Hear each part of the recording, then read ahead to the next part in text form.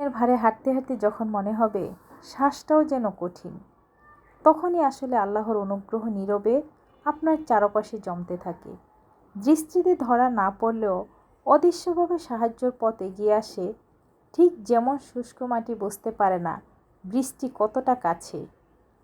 কঠিন সময়গুলো আসলে আল্লাহর তৈরি করা প্রশিক্ষণ স্থল, যেখানে আপনার হৃদয়কে আরও শক্ত, আরও কোমল, আরও গভীর করে তোলা হয়।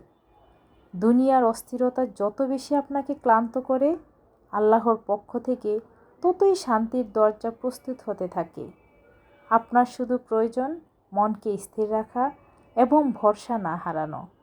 কারণ ধৈর্য এমন এক নীরব অস্ত্র যা অদৃশ্য তালাগুলো খুলে দেয় ঠিক তখন যখন আপনি ভাববেন সব পথ শেষ। একদিন আপনি বুঝতেই পারবেন না কখন কিভাবে পরিবর্তন এসে গেল। যে যন্ত্রণা আপনাকে ব্যথা দিত, সেটাই হবে আল্লাহর দয়ার ছোঁয়ার প্রথম সিঁড়ি। কারণ তিনি কখনো কোনো পরীক্ষাকে বৃথা যেতে দেন না। প্রত্যেক অনুভূতির মধ্যে তিনি কোনো না কোনো উপহার লুকিয়ে রাখেন। তাই মনকে শান্ত করুন।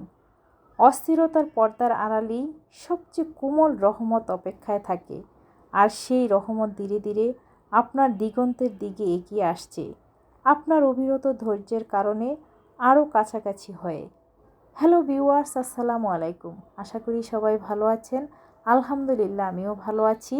গত ভিডিওতে হালিমের রেসিপি দেখিয়েছি, কিন্তু সবাই মিলে এখন মজার মজার হালিম খাচ্ছি, আর কিছু আসলে অনেক ইমোশনাল কথা আপনাদের সাথে শেয়ার করেছি। আসলে দুনিয়াতে কিছু কিছু মানুষ ভাবে যে তারা মনে সারা জীবন বেঁচে থাকবে, সারা জীবন তারা সুখ আরাম আয়েশ করেই যাবে। আর কিছু মানুষকে দুঃখ কষ্ট দিয়ে তারা নিজেকে খুব অহংকারী মনে করে। দুনিয়ার এই ক্ষণস্থায়ী জীবনে আপনি কারো অধিকার, কারো রিজিক, কারো আনন্দ, ভালো থাকা, ভালোবাসা ছিনিয়ে নিয়ে কখনো নিজে সুখী হতে পারবেন না। প্রত্যেকটা মানুষের রিজিক এবং ভালো থাকার ক্ষমতা শুধু একমাত্র উপরওয়ালার।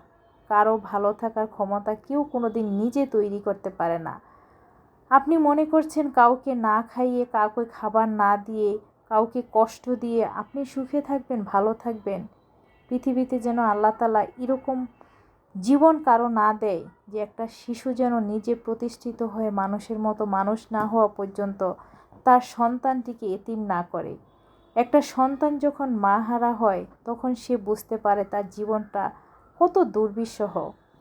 মা কখনো সন্তানকে না খাইয়ে নিজে খেতে পারে না, কিন্তু মা না থাকলে একটা বাপ যে বাপও থাকে না, সে বাবা কি করে সন্তানের মুখে খাবার না দিয়ে সে নিজে খেতে পারে? তার ওই গলা দিয়ে কিভাবে ভাত পেটে যায়, ওই গলা দিয়ে ভাত কিভাবে গিলে তার সন্তান অনাহারে থাকে?